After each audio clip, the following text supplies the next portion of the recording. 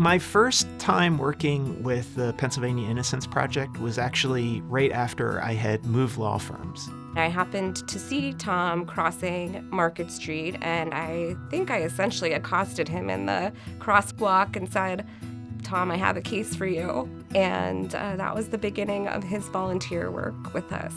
Neelam, I think because she was my friend, knew that I needed something to help me get settled into where I was now practicing and deal with the fact that I was surrounded by all these new people and new spaces. And it helped me in a period of time in my life where I was trying to get settled and remind myself that I know how to do this job. I thought of Tom because I knew he was a good litigator.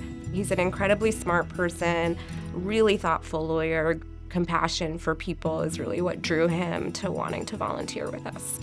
We rely on pro bono counsel in every stage of the cases that we receive to review the cases, to put together case analyses, to evaluate the cases, and then partner us in the actual representation of different individuals. I grew up as a lawyer, always viewing pro bono work as part of the bargain that we are so lucky as lawyers and as lawyers working at law firms to do the work that we do and the opportunities that it provides us. But part of the profession is an obligation to do good for our communities as well. With Mr. Turner, we started off thinking that the case was going to be a DNA testing case, and that's why Neelam and the folks at the PA Innocence Project reached out to me, because I'm interested in scientific evidence-focused cases. Unfortunately, in this case, the samples that we were going to test were so degraded that they really didn't provide any kind of exculpatory evidence. Mr. Turner became a client of the Pennsylvania Innocence Project. We first opened our doors in 2009, and Larry Krasner became district attorney.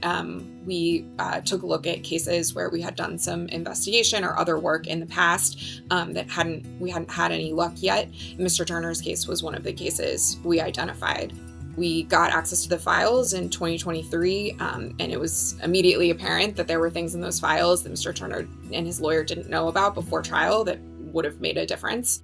And so our team shifted to Plan B. And what that meant was a lot of investigating, traveling on the road to speak to those witnesses that had disappeared decades ago, following up and following up and following up with one of the key witnesses until that person was in a place in their life where they were willing to speak to us and provide very strong exculpatory evidence supporting Mr. Turner's innocence claim.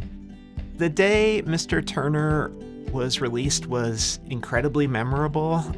We had a number of kind of false starts in the case in the week or 2 weeks before Mr. Turner was released. It was so cold and so windy. It was unbelievable.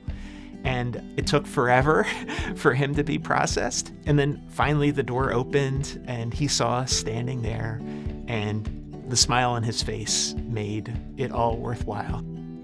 If I could say one thing to Tom as he receives the Ohlbaum Award, it would be thank you. Thank you for sticking with us through all kinds of cases, through many, many years. And thank you on behalf of our clients for really embodying the principles that this award supports, and just really the spirit of volunteerism.